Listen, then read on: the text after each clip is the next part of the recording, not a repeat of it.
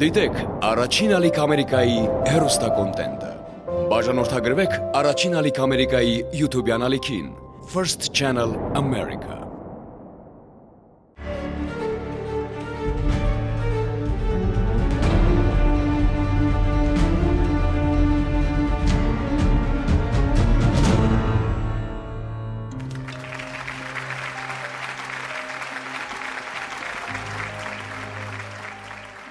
Բարի երեկո։ Չասված խոսքեր, տարիների վիրավորանք, հիշողություններ, անպատասխան մնացած հարցեր, որոնք վաղուց անցել գնացել են։ Սակայն մարդիկ հաճախ չեն ցանկանում բաց թողնել այս ամենը ու շարունակում են ապրել անցյալով։ Շարունակում են հիշել, փորփրել ու չեն նկատում իրական ներկան, մոռանում են ապրել այս օրով։ Ու փոխարենը անցյալում են մնում մարդիկ, որոնց ներկայությունը կյանքում այնքան անհրաժեշտ էր։ Նրանք չեն մոռացվում, նրանց նկատմամբ տածած զգացումները տակնուվրա են անում հոգին ու թույլ չեն տալիս ապրել խաղաղ, ներդաշնակ շրջապատող աշխարհի հետ։ Այո, տարբեր պատճառներով երբեմն ամուր կարճում ենք անցյալից, չխնայելով ոչ մեզ, ոչ մեր հարազատներին։ Իսկ կյանքն անցնում է մեր կողքով, տանելով իր հետ այն ամենն, ինչ կարող էր երջանկացնել, ինչը կարող էր ամոքել ու թեթևացնել ծանր բեռը։ Որոշ դեպքերում անցյալի սխալները կարելի է պարզապես ուղղել ու անցնել առաջ։ Որոշ դեպքերում վերամիավորումը անցյալում մնացած մարդկանց հետ կարող է մեկ ակնթարթում ամբողջովին փոխել կյանքը, լցնել այն գույներով, ու այդ հաճելի գործում մենք փորձում ենք օգնել ձեզ։ Այս պահին միայն դեպի առաջ նայելով սկսում ենք այսօրվա թողարկումը։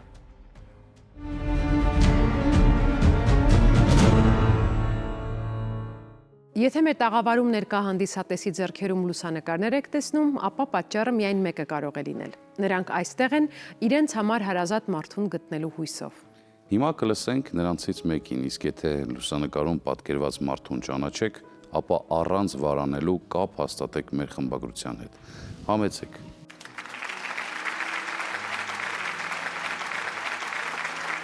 Բարի երեկո, համեցեք։ Խնդրում ենք ներկայացեք եւ պատմեք ում եք փնտրում։ Ես Ալինան եմ, նոյեմբերյանում եմ ծնվել, Դովեղ գյուղում, բայց 15 տարեկանից Արտաշատում եմ եկել ապրել, քրոջս տունն եմ մնացել։ Դրանից հետո 15 տարեկանից աղբորս չեմ տեսել։ Ինքը թող է գնացել, եկել գյուղում ինքը տունա կառուցել ու ես 18 տարեկան եմ էլ ամուսնացել եմ, ինքը այդ ժամանակ գյուղ է եկել մի անգամ, միշտ արտագնա աշխատանքների է գնացել, ամեն տարի գնացել է, եկել է, հետո ես մի տարին էլ եկել գրանցումից դուրս եկել ու գնացել, արդեն մի 42 տարի է, ինքը չկա։ Մի փոքր մանրամասն կպատմեք ձեր եղբոր անուն ազգանունը, ծննդյան տարեթիվը։ Հայկազ Քարյան, 68-ից 70 տարեկան հասակում գալն է, տարիք չեմ հիշում էլի, հիշում եմ, որ ինքը որ եկավ, բանակից եկավ, ինչքան է ինք ուրախաց է, ես իմ շատ լավ էր էլի, մանկությունն անցնում։ Ընտանիք չուներ, երեխաներ։ Չէ, ինքը ամուսնացած չէր, ինքը գյուղում տունա կառուցել, հետո դրանից հետո թողի գնացել է։ Այդ տունը այդպես թողել ու գնացել է։ Հա։ Իսկ ասում եք, որ գրանցումից դուրս է եկել, ինչ պատճառով։ Ոչ մի պատճառ չի ասել, ոչ մի բան Գուցե բնակարանը վաճառել են։ Չէ, բնակարանում քուրս է հիմա առայժմ ապրում։ Դու գիտեք կոնկրետ բնակավայրը, որտեղ է նա եղել, որտեղ է ապրել ու արտագնա աշխատանքով զբաղվել։ Ալմաթայա ծառայ է, իր ծառայությունը։ Դրանից հետո ընկերներ ունեցել իրանց հետ նոյեմբերյանից, իրանց հետ է միշտ գնացել արտագնա աշխատանքի, բայց իրանք էլ չեն ասում տեղը։ Գիտեն երևի, չեն ուզում ասեն։ Քանի անգամ հարցրել ենք, ասма չգիտենք մենք։ Միասին չենք, բայց ես գիտեմ, որ միշտ իրանք միասին են եղել ու չեն ասում։ Իսկ ունեք որևէ ենթադրություն, ինչը կարող է պատճառ հանդիսանալ, որ իմանան ու չասեն։ Ոչ մի ենթադրություն չունեմ։ Ես իմ վիճաբանություն չի եղել, համերաշխ ապրել ենք էլի։ ցանկանային, որ ինքը ողջ առողջ լինի, հանդիպենք, տենանք իրան էլի, կարոտել ենք։ Մեզ կարոտնա ստիպե, որ գանք դիմենք ձեզ։ Խնդրում եմ դիմեք ձեր եղբորը։ Խնդրում եմ, որ որտեղ որ ապրում ես ու դու կաս անպայման արձագանք ես, որ մենք երեխաներս աղջիկս էլ եկել հետս, իմ երեխաներս էլ են ուզում իրանց քեռին տեսնեն, կուզեմ, որ ինքը ողջ առողջ լինի ու մենք հանդիպենք իրան։ Շնորհակալություն, որ այսօր հյուրընկալվեցիք մեր տաղավարում։ Մենք էլ ենք շնորհակալ։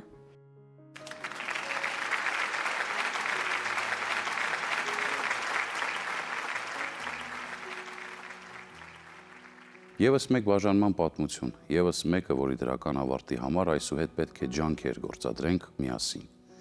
Հուսանք շուտով կկարողանանք հաջողել։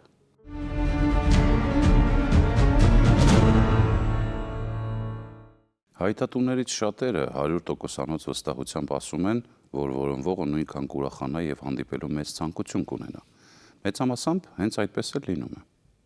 Բայց հայտատուներից ոմանք խոստովանում են, որ չեն էլ պատկերացնում, թե ինչ արձագանք կտա որոնվողը։ Լինում է եւ այնպես, որ երկար փնտրտուքներից ու տարվող ծավալուն աշխատանքներից հետո որոնվողը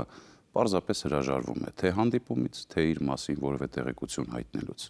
Բացասական վերաբերմունքը եւս պատասխան է, որը պետք է ընդունել, հարգելով մարդու ցանկությունը, հաշտվել եւ սպասել, որ գուցե մի օր այն կփոխվի բարեհաճության։ Թող մեր հաջորդ պատմության հերոսներն անպայման հանդիպեն փոխադարձ համաձայնությամբ եւ ուրախությամբ։ Դիտենք տեսանյութը։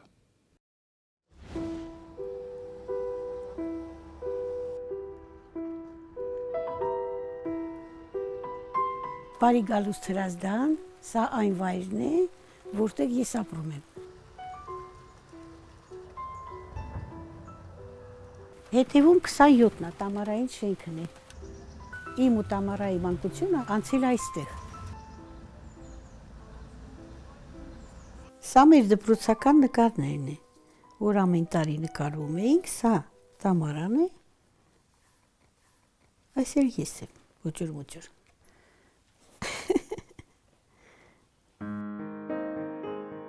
Թամարա Բուրցևա, դպրոցում նա բասկետբոլի աստղ էր, նետումներում երբեք չէր վրիպում, Թամարան առաջնորդում էր խաղն ու նրա թիմը հաղթում էր բոլոր մրցումներում։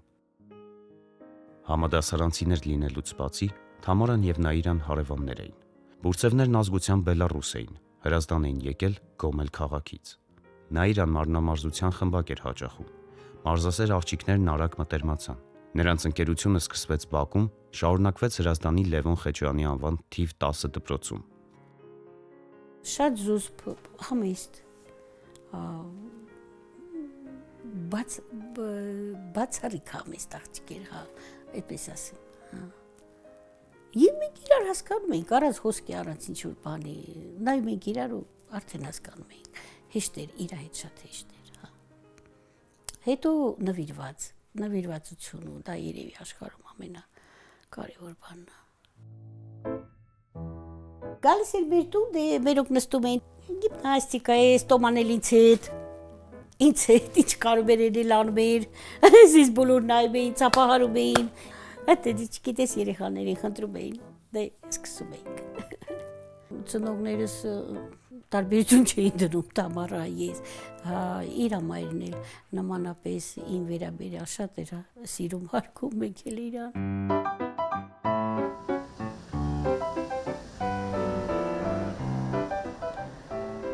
Ես ու Տամարան սովորել ենք այս դպրոցում։ Տամարան բասկետբոլ էր պարապում, ես էլ մարմնամարզությամբ էի զբաղվում։ Տոմայի հետ մեկ անգամ ասեց արի ինձ հետ բասկետբոլ խաղա, որ բոյովանաս, փոքր ես դու։ Ասի դե հադե, կգամ, եթե կարամ մնամ։ Բայց չմնացի, չկարողացա, վալիբոլ խաղացի, շատ հաջող, հա։ 1977 թվականին ընկերուհիներն ավարտեցին դպրոցը։ Թամարան մտադիր էր տեղափոխվել, ուսումը շարունակել Դիլիջանում։ Մեկնելուց առաջ ընկերուհիները վերջին անգամ քայլեցին Բաքում։ Նաիրան Թամարային ավտոբուսի կանգառ ուղեկցեց, որտեղ էլ աղջիկները միմյանց հրաժեշտ տվեցին։ Թամարան ընդունվեց Դիլիջանի ռադիոտեխնիկական տեխնիկում։ Ավարտելուց հետո 1981 թվականին ամուսնացավ։ Կյանքը շարունակեց Դիլիջանում։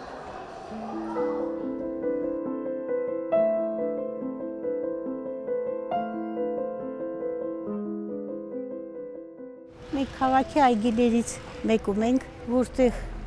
հաճախ Թամարայի հետ գալիս էինք եւ զրույց էինք անում եւ սպորտ դպրոց էինք հաճախում։ Այստեղ կոներ կան, հավաքում էինք, մայրս ինքնաերով թեյեր պատրաստում։ Թամարայի հետ կարծես քույրեր էինք, ոչ թե ասենք դասընկերուհի։ Ինքը մեր տուն, ես իրենց տուն, լիքը բաներ,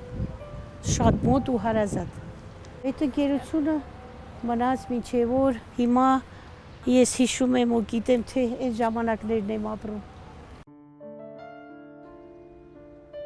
Բաժանումից 10 տարի անց Թամարան իր 5-ամյա դստեր հետ այցելեց ընկերուհուն։ Պարզվեց, որ Նաիրան ամուսնալուծվել է, երեխաներ ունի։ Ընկերուհիներն ու նրանց երեխաները միասին մեկ ուրախ օր անցկացրին։ Դուրս է թակից, ես էլ միջև մազարմացած մնացի չէի սպասում, Թամարան եկա մեր տուստեղ։ Ինձ համար նից ուրախություն էր, որ ես ոչինչ էլ չէի ուզում։ Միայն իր այդ ներկայությունը հերիք էր։ Ինքան զրուցեցինք, որ կարծես թե լուսացավ։ Հա, իրոք, կարծես թե լուսացավ։ Ինքան խնայ հանգիստ աղջիկա։ Նրա ուրախությունը իր ժպիտն է։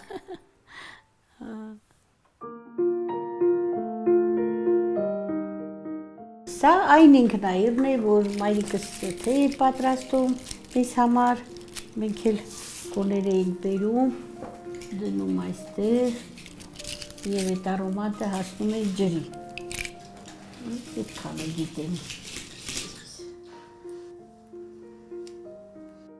1992 թվականին Նաիրան երեխաների հետ մեկնեց Ռուսաստան, արտագնա աշխատանքի, վերադարձավ 20 տարի անց։ Որոշ ժամանակ անց նա գնաց Դիլիջան ընկերուհուն տեսնելու, բայց պարզվեց, որ Թամարան երեխաների հետ այլևս այնտեղ չի ապրում։ Հարևաններն ասացին, որ Թամարան տեղափոխվել է Ռուսաստանի Բուդյոնովսկ քաղաք։ Չեմ մոռացել, անդադ իր ամազին, իրան հիշել եմ, ինչ էլ հետս կատարվել, ես իրա միշտ երեխաներիս ասում էի, աղ Թամարային տեսնե, երեխան ջան։ Իհարկե այդ պահը լինելու է շատ թանկ ինձ համար բան, որ ապրեմ այդ պահը, ես կսպասեմ, ինձ կպահեմ, մինչև վերջ անցնեմ այդ ճանապարհը։ Բարև Թամարա։ Կուզեի քեզ տեսնեի, մեծ սիրով։ Եվ կսպասեմ,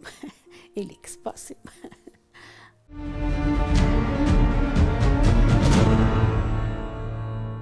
Մեր խմբագրությունը չի դադարում որոնումների հայտեր ստանալ։ Հայտատուներից մեկն այսօր այստեղ է և մենք շտապում ենք լսել նրա պատմությունը։ Համեցեք։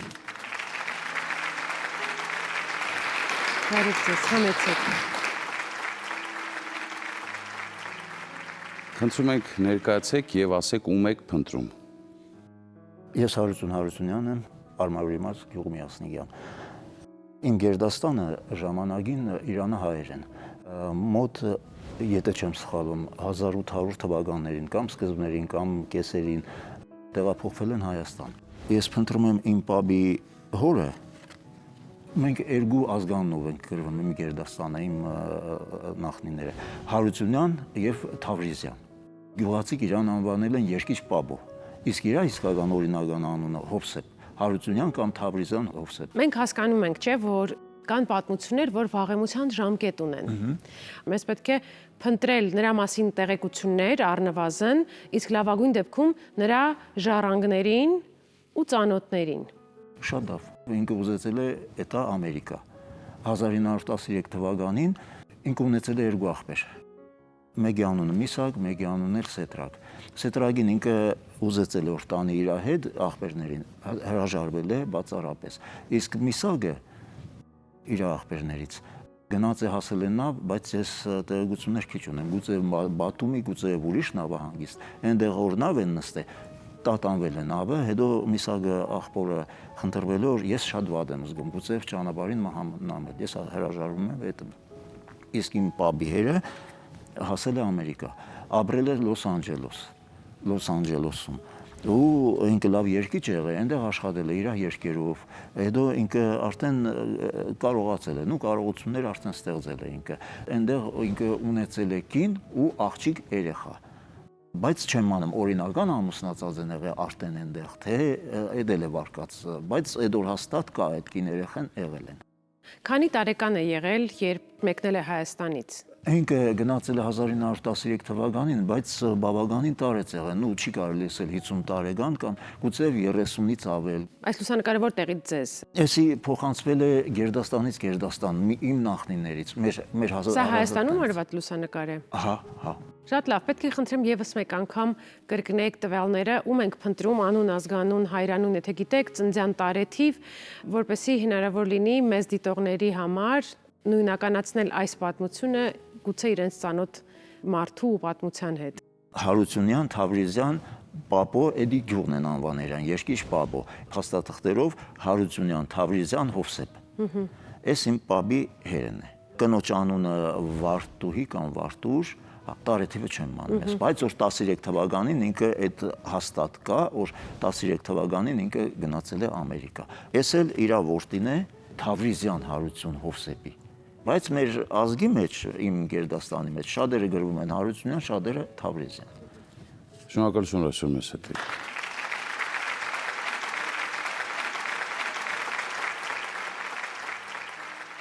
Այս պահից պատմությունը հանձնում ենք ձեզ սիրելի հեռուստադիտողներ։ Եթե ձեզ ծանոթ թվաց նա ում փնտրում են, անպայման կապ հաստատեք մեր խմբագրության հետ։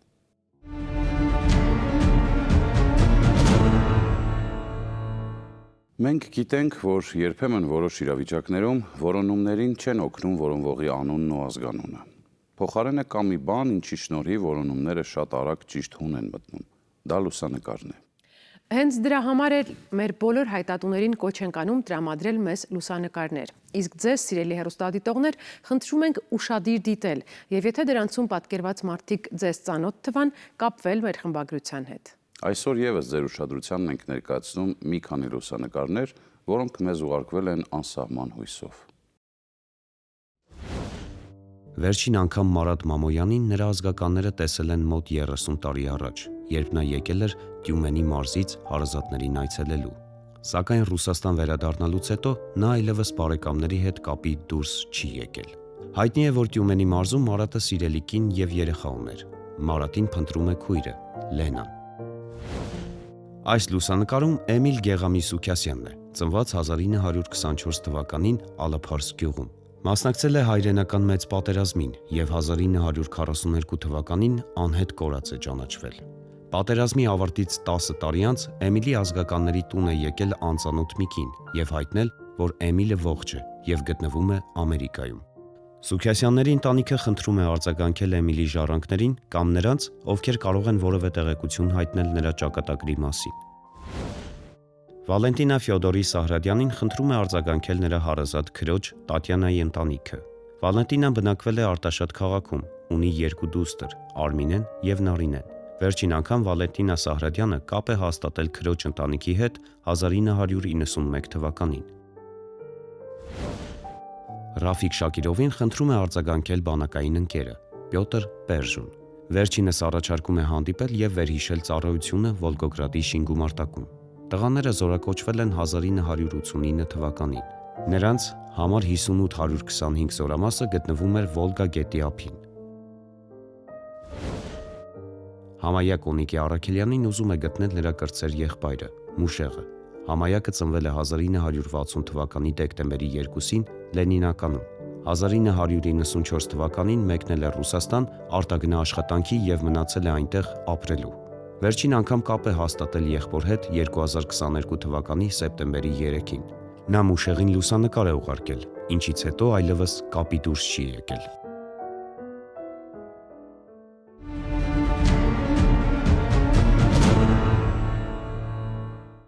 Շարունակվում է «Սպասիր ինձ» հաղորդաշարը եւ այժմ պահն է լսելու մեր հեռուստադիտողներից մեկի հերթական պատմությունը։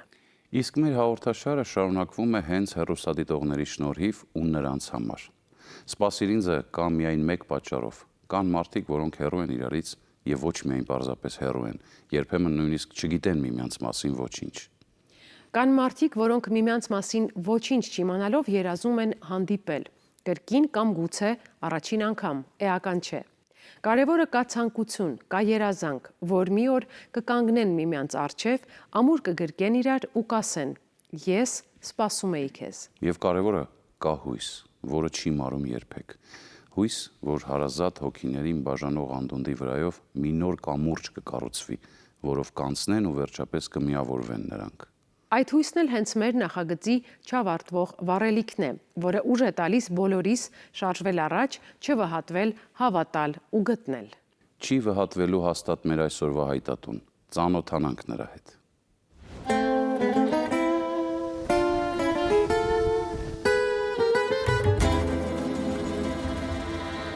Փոքր Վեդի գյուղը վերաբնակեցվել է հայոց ցեղասպանությունը վերապրած մի քանի ընտանիքներով 1922 թվականին։ Նախկինում, երբ գյուղի հողը խոնավ էր, մարդիկ միայն բրինձ էին աճեցնում։ Հետագայում, երբ ճահճուտները վերացան, գյուղացիները սկսեցին զբաղվել բամբակի, եգիպտացորենի եւ հացահատիկի մշակմամբ։ Այստեղ բնակիչների օրը հաճախ սկսվում է ջերմատներում, ավարտվում այգիներում։ Խաչիկյանների տանն այսօր վաղ են արթնացել, հողամասում ավարտել գործերն ու պատրաստվել մեր նկարահանող խմբի այցին։ Հյուրընկալվել ենք Մաքսիմ Խաչիկյանին, նա գյուղի հնաբնակներից է։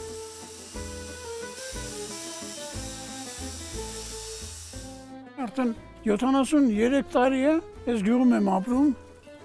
ամեն ասոր զարթնում եմ ու գալիս եմ ստեսենք հարևանները քնած չեն ելնում, երեխեքս քնած եթե չեն ելնում, սկսում եմ սենց բաներով զբաղվել։ Քանին ձեռքերից վնաս չեմ տվել, սիրում եմ։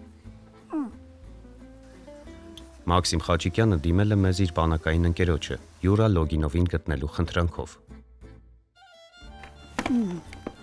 Առայժմս վերջացրեցինք։ Վերջ։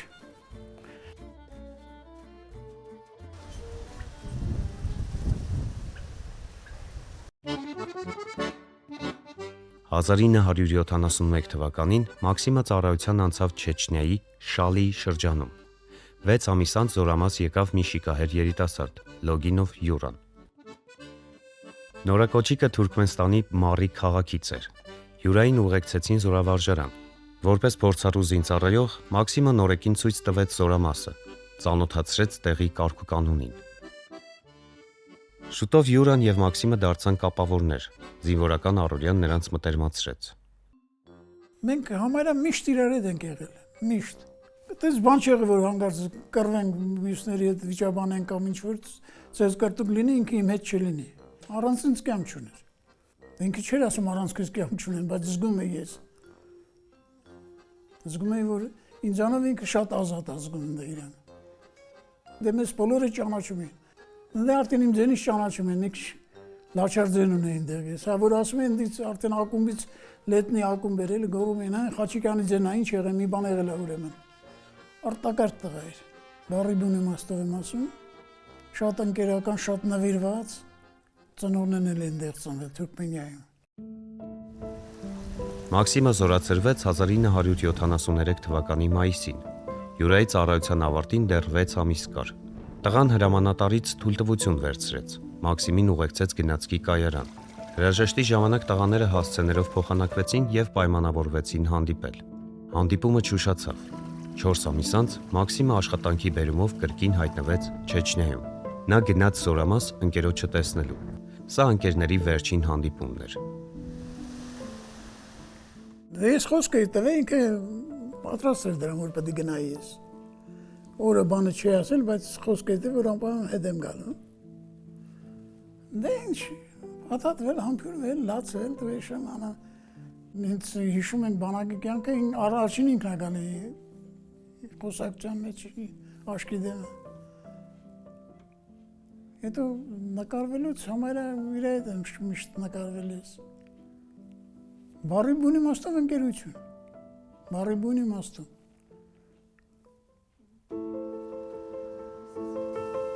Մաքսիմը վերադարձավ փոքր Վեդի։ Որոշ ժամանակ անց նա նկատեց, որ կորցրել է այն նոթատետրը, որում գրված էր իր ընկերոջ հասցեն ու հեռախոսահամարը։ Մաքսիմը հիշում է միայն, որ Յուրան Թուրքմենստանի Մարի քաղաքից էր։ Նա կարծում է, որ ընկերը նույնպես կորցրել է իր հասցեն, այլապես հաստատ կապի դուրս կգար։ Ամեն ինչը գրած էր, ամեն ինչ անազգանու հայրանով, ամեն ինչը գրած էր։ Կորցրեցի, թե ինչ եղավ չեմ անում։ Դրա համար էլ ասեմ, ոչ կարողացա զանգել, ոչ կարողացա բանալ, մնաց։ 50 տարի փնտրում եմ ես։ Բոլորին գտել եմ, գնալ գալը կա ընտանիքով ամեն ինչով։ Մենակ վերջի ցանկությունը նա էր, որ այս յուրային էլ գտնեի ու ամբողջանայինք էլի։ Ճիշտ է, տարիքը մի քիչ մեծ է, բայց հույսս չեմ կտրում։ Գտնեմ երևի 5 տարի էլ ավել կապրեմ էլի։ Հա, ասուս գաղտնի մի 5 տարի ավել կապրեմ էլի։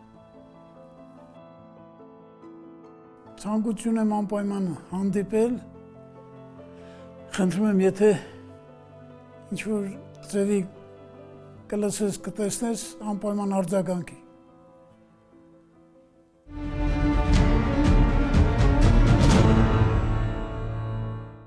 Մեր մշտական հեռուստադիտողները կհիշեն, որ նախորդ եթերաշրջանում մենք հանդես եկանք նոր առաջարկով։ Կոչ արեցինք մեր հեռուստադիտողներին ինքնուրույն տեսահայտ նկարել։ Անգամ ցույց տվեցինք ինչպես պետք է դա անել։ Եվ այսօր եթերում կդիտենք այդ ձևաչափով առաջին որոնման հայտը։ Այն մեզ ուղարկել է մեր հեռուստադիտողը Բելգիայից։ Նա մեր հայրենակիցն է, Էմմա Գևորգյանը։ Պատմությունը, որով նա կիսվել է մեզ հետ, չափազանց հուզիչ է եւ սկսվում է Էմմայի վաղ մանկությունից։ Սա եւս մեկ օրինակ է այն բանի, թե ինչպես կարող է անդրադառնալ մարդու կյանքի վրա նրա ծնողների լուրջ որոշումը։ Էմմայի որոնումներ սկսելու ցանկությունը վերջերս չի առաջացել։ Նա որոնել է ամբողջ կյանքում, փնտրել է հնարավորություններ, տվել է բազմաթիվ հարցեր, որոնք մնացել են անպատասխան։ Սեփական ուժերով արվածն իհարկե քիչ չէ, եւ այսօր արդեն իր ունեցած ողջ տեղեկությամբ Էմման մեզ է դիմել։ Փոքր տարիքից Էմման արտերկրում է ապրել։ Նա իհարկե չի մոռացել մայրենի լեզուն, բայց մտքերն ու հույզերը ավելի ճիշտ արտահայտելու համար նախընտրեց իր նկարած տեսանյութում օտար լեզվով խոսել։ Իսկ մենք առաջին ալիքի հեռուստադիտողների համար թարգմանել ենք նրա խոսքը։ Դիտենք տեսահայտը։ Hallo allemaal, mijn naam is Emma Gevorgian. Ես Էմմա Գևորգյանն եմ։ Որոնում եմ իմ կենսաբանական ծնողներին, եղբայրներին կամ քույրերին, արյունակից ազգականներին։ 33 տարեկանում ես իմացա, որ որդեգրվել եմ։ Այս ճշմարտությունը գլխիվայր շրջեց իմ կյանքը։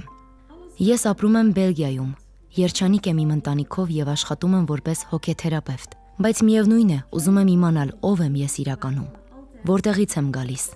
որտեղ են իմ արմատները։ Իմ ունեցած տեղեկության համաձայն ես ծնվել եմ 1989 թվականի հունիսի 1-ին Լենինականում։ Ինձ կոչել են Լիա Վաչիկի Սիմոնյան, որպեսզի կարողանամ ծննդյան վկայական ստանալ։ Ծնողներիս փոխանցմամբ ինձ որդեգրել են Լալա եւ Անժիկ Բագրատունի քույրերի միջնորդությամբ։ Այն օրից, ինչ իմացել եմ այս մասին, փորձում եմ փոքրիկ կտորներով վերականգնել ճշմարտությունը,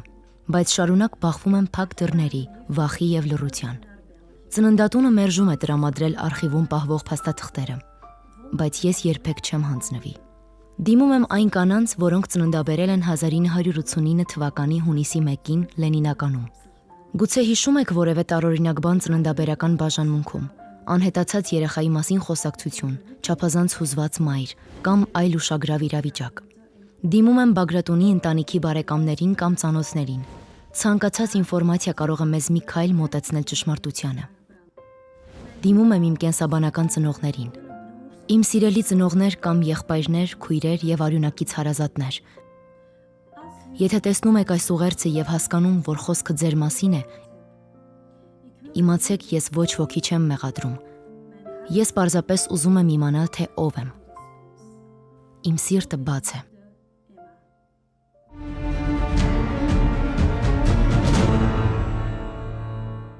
Գիտես Աննա, երբեմն ինձ մոտ դեժավյու է առաջանում։ Մենք այնքան շատ պատմություններ ենք լսում, որ երբեմն թվում է, թե դրանք կրկնվում են կամ մենք որպես հաղորդավարներ արդեն այս կամ այն միտքն ասել ենք։ Բայց հետո երբ վերանայում եմ թողարկումները, հասկանում եմ, որ սխալվում էի, ու այստեղ հնչող ամեն մի բառ վերաբերում է կոնկրետ իրավիճակի, իսկ պատմություններն էլ իրականում ծայրահեղ տարբեր են։ Այո, սպասիրինձը կարող է այլ լինել մեր թիմի եւ լիովին այլ հեռուստադիտողի աչքերով, բայց կան բաներ, որոնք ընդհանուր են բոլորի համար։ Սպասումն ու հույսը։ Դրանք մեր նախագծի շարժիչ ուժերն են։ Դե ուրեմն նոր հանդիպման հույսով եւ նոր թողարկումների սպասումով ասում ենք ձեզ եթերում սպասիր ինձներ կհանդիպենք։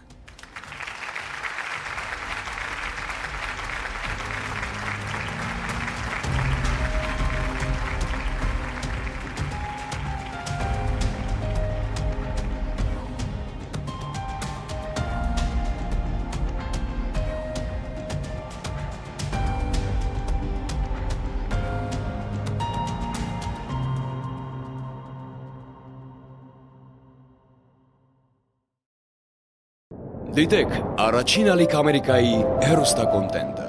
Բաժանորդագրվեք առաջին ալիք Ամերիկայի YouTube-յան ալիքին First Channel America։